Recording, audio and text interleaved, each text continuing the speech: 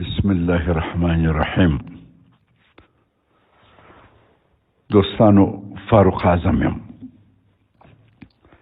تیر اونۍ مې د رئیس الوزرا د سیاسي مرستیال محترم مولوي عبدالکبیر صاحب او خارجه وزیر محترم مولوي امیر خان متقي صاحب سره ولیده چې عن قریب د افغانستان په باره کې په قطر کې زموږ د سیمې او نړۍ د یو شمېر ذي علاقه هیوادونو جلسه ده، مهمه جلسه چې د ملګرو ملتونو مؤسسې سرمنشي ښاغلي انټونیو ګوتیرش به هغه افتتاح کوي. موږ باید څه وکړو؟ څنګه خپل د حق اواز تر نورو ورسو او څنګه له هر فرصته د خپل هیواد په ګټه استفاده وکړو؟ پر دغسې مسایلو مې سوالونو مې بحث ورسره وکړ. د دغو کتنو په نتیجه کې مې فیصله وکړه چې یو لیک به د ملګرو ملتونو د مؤسسې سرمنشي ته لیږم او ژر به لیږم. تېره یکشنبې 10 د اپریل 2012 میلادي مې همدغسې یو لیک په انګلیسي ژبه د ملګرو ملتونو د مؤسسې سرمنشي ته د یو چا په لاس کې چې د په دفتر کې کار کوي واستاوه. ښاغلي سرمنشي مې په مواجه دلایلو تشویق کوي چې په قریب الوقوع کنفرانس کې چې په دوحه کې د افغانستان په باره کې جوړیږي نړیوال وهڅوي چې د افغانستان اسلامي امارت په رسمیت وپېژني. که څه هم دا لیک مې تر استولو د مخ د امارت مسؤلینو چارواکو سره مطرح کړی و، خو بیا مې هم د امارت په نمایندګۍ نه بلکې په شخصي ظرفیت په مسایلو کې د یوه آګاه افغان پایس ورته واستاوه.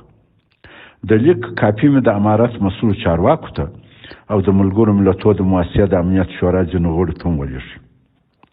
معلومیږي لیک و سرمنشي ته ورسېدی او په کابل کې د ملګرو ملتونو د مؤسسې دفتر ته هدایت صادر شوی و چې زما سره په مورد کې د مزید وضاحت لپاره ژر وګوري.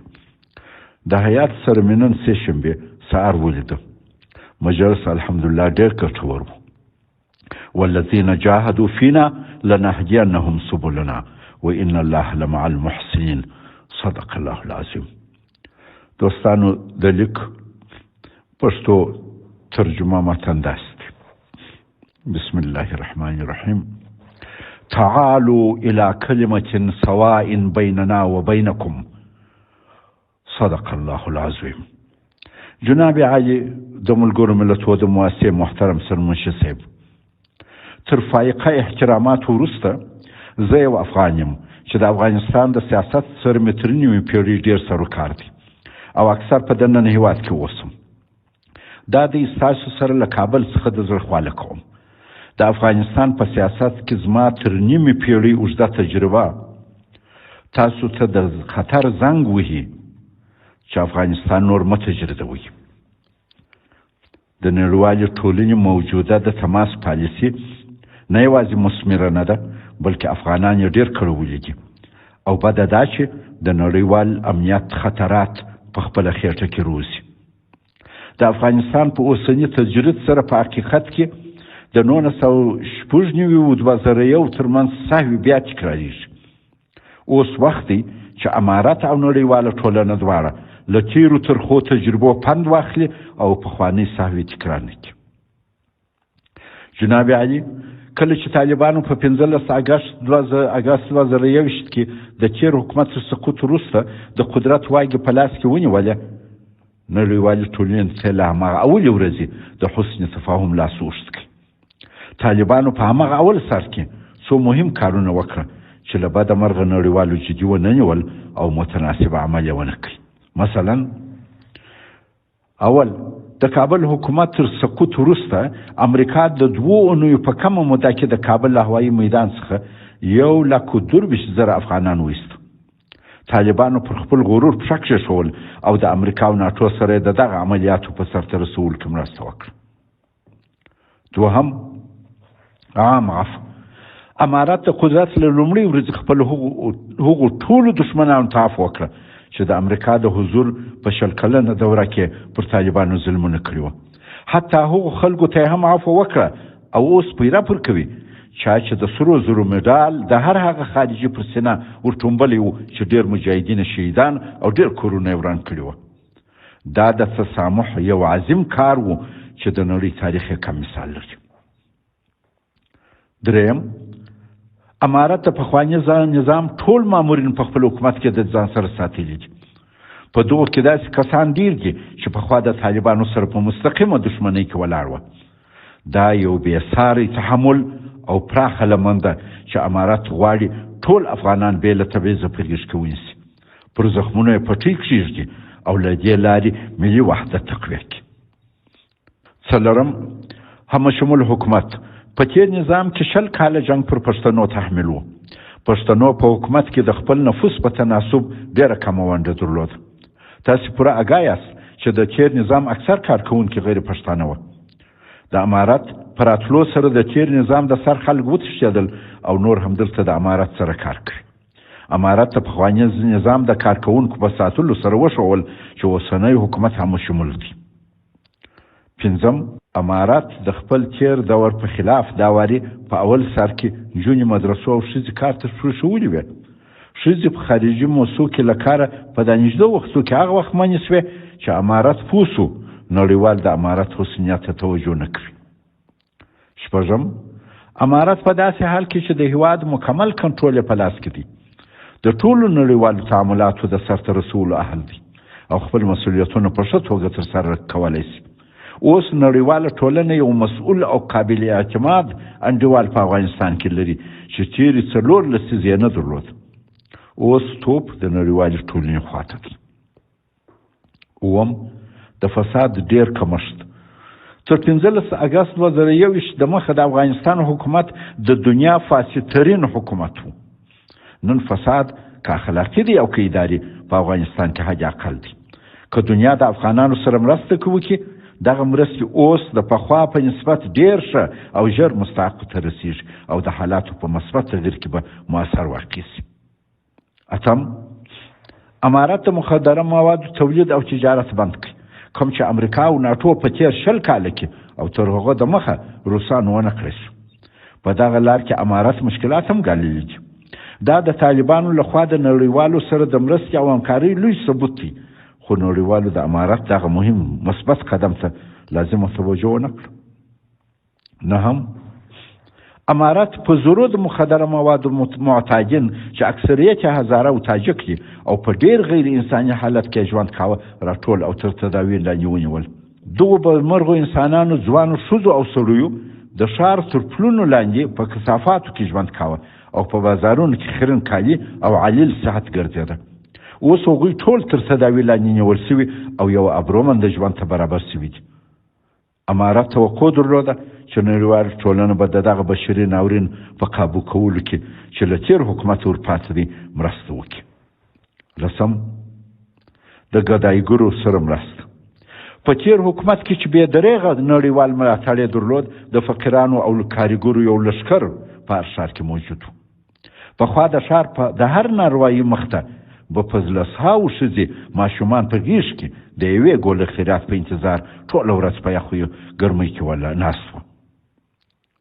امارت په زورو دغه ګدایګر له ښارو راټول کړه، مستحق تشخیص او د خپلې کمزوري بودیجې باوجود یې ټولو ته پر کور معاش مقرر کړي.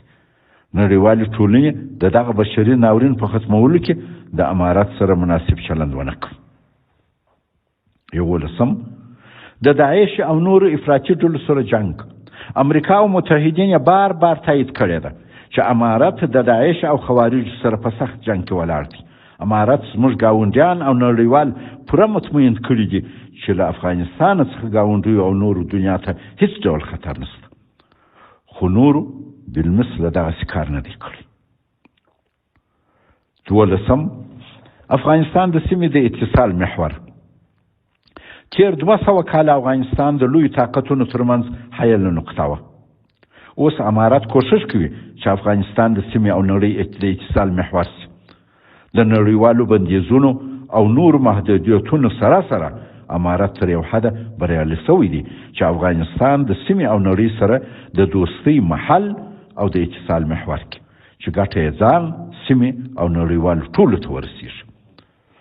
جناب عالی، نړیوالې ټولنې له بده مرغه د امارت د دومره مثبتو اقداماتو او د نړیوالو سره د حسن تفاهم هڅو ته جدي توجه ونه کړه او د همکارۍ او باهمۍ تعاون هغه لاس چې امارت له لومړۍ ورځې نړیوالې ټولنې ته ورست کړی و ونیو. په نتیجه کې اوس د غرب او طالبانو ترمنځ د بې اعتمادۍ او فضا رامنځته شوې ده چې دوام یې مضر او رفع ضرور ده.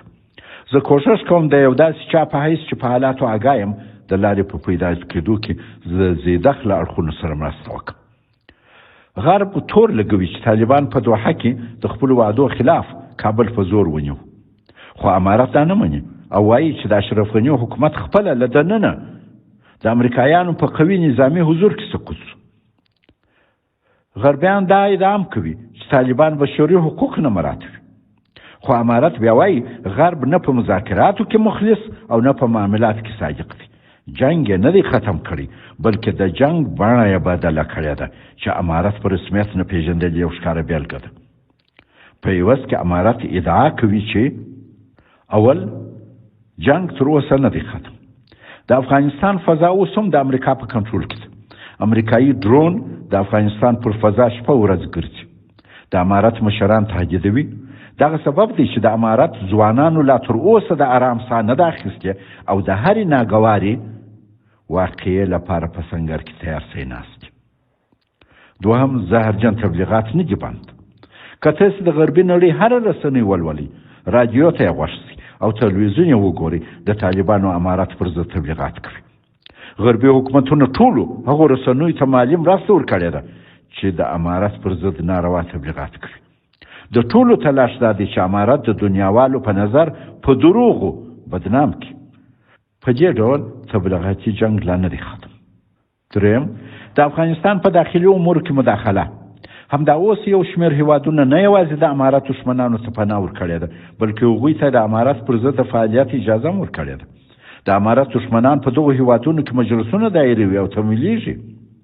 تعجب دا دی چې نړیواله ټولنه د امارت څخه غواړي چې د نورو هیوادونو په داخلي چارو کې مداخله ونه کړي، خو دوی خپله د افغانستان په داخلي امور کې ښکاره مداخله کوي. څلورم د مغزونو اغوا. د افغانستان سره د دښمنۍ یوه بله مستنده موضوع له افغانستان سره د مغزونو او قوه کار ایستل دي. د تیر رژیم له سقوط وروسته تر 2 اونیو په کمه موده کې امریکا او ملګرو له افغانستان څخه تقریبا 1,24,000 افغانان په دغه دروغجنه بهانه وایستل او نور دا دی روان دي چې دغو کسانو د خارجیانو سره کار کړی و او اوس یې امارت وژني. دا څومره ناروا ادعا وه.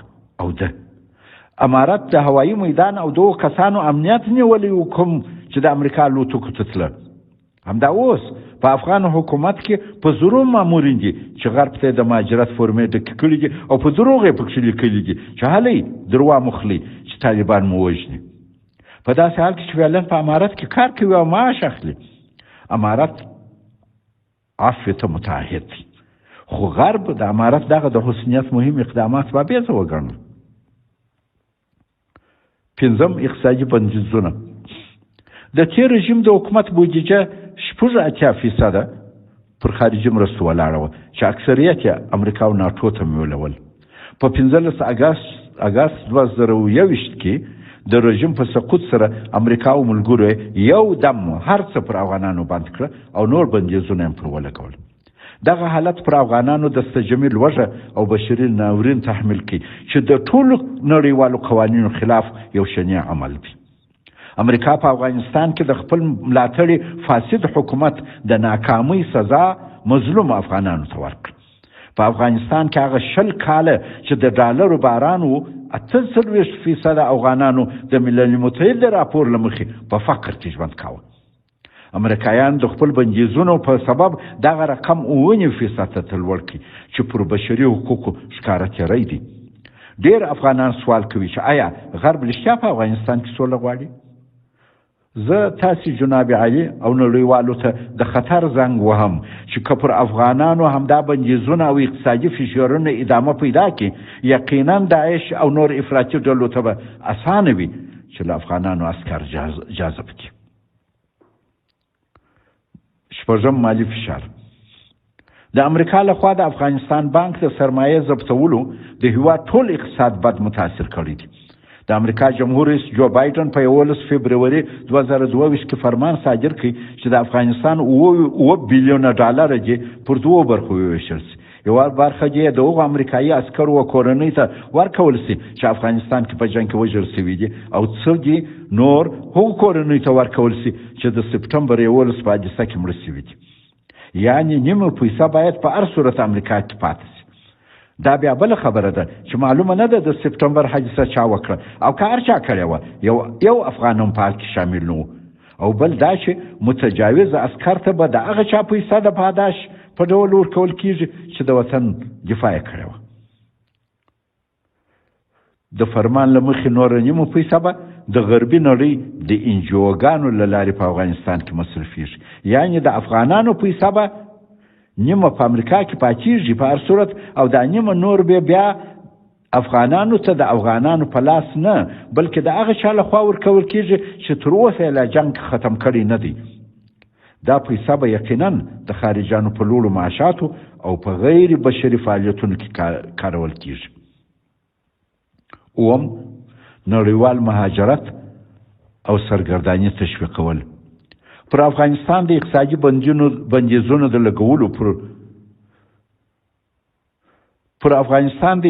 بندیزونو د لګولو پر افغانانو د ژوند د دایرې د تنګولو او زموږ د تعلیم یافته طبقې د ایستلو له لارې غرب غیر حق خو په خپله ګټه مهاجرت او د مغزونو او قوی کار فرار تشویقوي.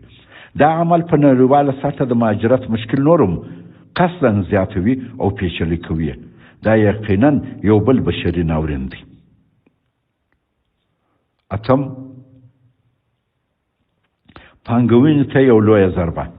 اقتصادي بندیزونو او د افغانستان بانکي نظام متضرر کولو ملي او بینالمللي پانګوال سخت ویرولي دي. هغوی په افغانستان کې پانګونې ته زړه نه ښه کوي. سربیره پر دغه لوی نړیوالې کمپنۍ په افغانستان کې د امریکا د بندیزونو له ویرې پانګونه نشي کولی. دا پر یو آزاد هیواد د دستجمې لوږې تحمیل کول دي. نه هم د بې اعتمادۍ فضا. د افغانستان پر فضا د ډرون ګرځېدل، د امارت پر ضد غربي میډیا کې ناروا تبلیغات، مختلف نړیوال بندیزونه، تور لیست څخه د امارت مشرانو د نومونو نه ایسته کېده، دا ټول خلکو ته د غرب لخوا داسې برېښول کېږي چې ګویا افغانستان کې امن او استقرار نشته. دا د افغانستان په داخلي امورو کې مداخله ده او د دښمنۍ ښکاره اعمال. بله شکه په تېر 20 کاله کې امریکا او ملګرو یې په افغانستان کې څه مثبت کارونه هم کړي دي، خو د دوی منفي تبلیغاتو او کړنو امارت یو ډول مجبوره کړی دی چې د تېرو 20 کالو سیاسي او ټولنیز انکشاف ته په بله سترګه وګوري. امریکا ته دا نه وه پکار. لسم د سختیریزۍ تقویه. د غرب غیر حق سختیریزي په امارت کې د سختیریزو موقف تقویه کړی دی. د دغه کشمکش په نتیجه کې د عامو افغانانو سیاسي، اقتصادي او ټولنیز ژوند د ګواښ سره مخ دی. 11 افغانان په خپل تاریخ او ثقافت یو مغرور قوم دی او غواړي د نړیوالو سره په مساوي توګه د متقابل احترام پر بنیاد ژوند وکړي. خو غرب په افغانستان کې د خپل ناکام حکومت سزا عامو افغانانو ته ورکوي، تحقیروي او فشارونه پر راوړي. د 2021 میلادي اګست میاشتې راهیسې امریکا د امارات سره په اخلاص خبرو ته نه ده کښېنستلې، بلکې کوښښ یې کړی دی چې د فشار له لارې هغه څه لاسته راوړي چې په نظامي لار کې ونه کړای سوی. د غرب او امارات ترمنځ دغسې بې اعتمادي او تقابل باید ختم شي. دغه حالت ادامه د دواړو خواو په ضرر ده. 12 نړیواله ټولنه باید د افغانستان حکومت په رسمیت وپېژني. په رسمیت پیژندلو سره به نور امارات سختدریزو ته چې د جنگ لاحقه ده ضرورت نه لري او هغه ځوانان به چې اوس د یو مبادا لپاره په سنګر کې ناست دي د وطن د آبادۍ لپاره وګمارل شي. دا وخت به افغانان د خپل سیاسي، اقتصادي او ټولنیز پرمختګ لپاره فکر او هڅې وکړي. امارات به ټوله توجه د وطن آبادۍ ته وګرځوي. 14 نړیوالو مرستو ته ضرورت. امارت د افغانستان د سالم پرمختګ لپاره په حکومتولي، تعلیم، معادنو، اقتصاد، زراعت، برېښنا او ډېرو نورو برخو کې و نړیوالو مرستو ضرورت لري. د دې پر ځای چې افغانستان له نړیوالې ټولنې تجرید کړی شي، یا نړیواله ټولنه پر امارت کې د تغییر لپاره د زور او فشار څخه کار واخلي. زما مشوره دا ده چې له انعطافه کار واخیستل سي او اوسنی تقابل په مقابل احترام او همکاري بدل سي. څلورم، په دوحه کې قریب الوقوع کنفرانس کې چې ستاسې جناب علي په مشرۍ د افغانستان په باره کې دایریږي یو امتحان دی چې آیا نړیواله ټولنه د افغانستان د آرامۍ او د دغه جنګ سبولي هیواد سره د سولې او دوامدار همکارۍ اراده لري؟ آیا دوی غواړي افغانستان کې امن وي؟ دا د نړیوالې ټولنې او امارت دنده ده چې د تفاهم او همکارۍ په لور مثبت قدم واخلي. د امارت په رسمیت پیژندلو سره د تهمتونو اوسنۍ کرغېړنه بازي چې یو بل ملامتوي ختمیږي. که افغان حکومت په رسمیت وپیژندل سي نو امارت به د نړیوال نظم او د ملګرو ملتونو د مؤسسې د چارټر په مراعات مجبور وي او هغه ګیلې به ټولې ختمې سي چې اوس یې نړیوال اکثره د فشار په منظور پر امارت راپورته کوي. پنځلسم، که امارت د اسلامي همکارۍ د سازمان لخوا په رسمیت وپیژندل سي د افغانستان اړیکې به د اسلامي نړۍ سره وده وکړي، اسلامي معلومات به سره تبادله سي او د اسلامي نړۍ د علماو هغه سوالو ته به حل پیدا سي چې اوس له لرې مطرح کوي. شپاړسم، ډیپلوماټیک پرمختګ. افغانستان په نړۍ کې شاوخوا 80 سفارتونه او سیاسي نمایندګۍ لري. که امارت په رسمیت وپیژندل سي او هر سفارت 20 تنه ډیپلوماټان واستول سي، 2-3 کاله وروسته به هغوی خارجي ژبه زده کړې وي، اولادونو به یې هلته تعلیم کړی وي او د دنیا سره به یې راشه درشه کتلي وي. له نورو به یې زده کړي وي او نورو ته به یې ورزده کړي وي. له دې لارې به ډېرو مثبتو تغیراتو ته لار هواره سي. 15، په رسمیت پیژندل به داخلي او خارجي پانګونه تشویق کړي. د افغانستان بانکي نظام او تجارت به سم سي او وده به وکړي، لوږه به ورکه سي او افغانستان به د غذایي لحاظ خودکفا سي. دا به د غرب خلاف د افغانانو غوسه کمه کړي او د داعش او نور افراطي ډلو لپاره به سخته سي چې له افغانانو څخه د خپلو اهدافو لپاره په اسانه جذب وکړي. 18، د افغانستان په مورد کې د نړیوالې ټولنې لخوا یوه د همکارۍ مناسبه پالیسي به په امارت کې د هغو کسانو موقف مضبوط کړي چې غواړي افغانستان پرمختګ وکړي. 19، د امارت په رسمیت پیژندلو سره به مثبتو تغیراتو ته نور لار هواره سي. په نړیواله سطحه په رسمیت پیژندل شوی امارت به د ملل متحد هغه تشویشونه رفع کړي چې د اقلیتونو او بشري حقوق په مورد کې لري. 20، افغانستان یو غني هیواد دی. افغانستان د طبیعي زیرمو له پلوه ډېر غني دی. که افغانستان په رسمیت وپیژندل سي زموږ ګاونډي او نړیوال پانګوال به د افغانستان د معادنو څخه د استفادې غټه موقع پیدا کړي. 21، افغانستان د اتصال محور. که امارت په رسمیت وپیژندل سي افغانستان به خپل جغرافیایي موقعیت په خپل ګټه د سیمې او نړۍ په ګټه وکاروي. افغانستان به د وصل د محور په توګه مرکزي ایشیا د جنوبي ایشیا او لرې ختیځ به د غربي او جنوبي ایشیا سره ونښلوي. هغه هیواد چې 200 کاله یې ټوله سیمه سره جلا کړې وه اوس به د تجارت او راکړې کې فعاله څلور لارې سي. 22، طالبان ملیګرا خلک دي چې غواړي د خپل ثقافت په تحفظ سره د خپل وطن دفاع وکړي او هغه آباد کړي. چاته یې د ضرر اراده نشته. د خپل مذهبي او ثقافي شرایطو په نظر کې نیولو سره امارت غواړي د دنیا سره مسالمت امیزه د همکارۍ تعامل ولري. زما مشوره خارجي دوستانو ته دا ده چې امارت مو مجبوروي چې ستاسو مخالفینو ته مخ واړوي. 23، امریکا ادعا کوي چې په 2001 میلادي کې افغانستان ته د دې لپاره ولاړه چې افراطي ډلې چې د نړۍ امن یې خراباوه وځپي. د دې لپاره چې افغانستان د افراطي ډلو ځاله نشي او بیا امریکا مداخلې ته اړ نشي باید د افغانستان اوسنی تجرید نور ختم شي. تیرې ترخې تجربې تکرارول دواړو خواو ته نه دي پکار. د امارت سره دي چې اوس پر اوضاع مکمل کنټرول لري او غواړي د نړیوالې ټولنې سره همکاري وکړي د تفاهم لاره غوره شي او په رسمیت یې وپېژندل شي. امارت باید د حسن تفاهم او متقابل احترام پر بنیاد فرصت ورکول شي چې نړیواله ذمهواري ترسره او د سیمې او نړۍ په ثبات او ازدهار کې خپل مثبت کردار ادا کړي. جناب علي له توجه مو ډیره مننه. ډاکټر فاروق اعظم د پوهنې پخوانی وزیر، د مهاجرینو پخوانی وزیر.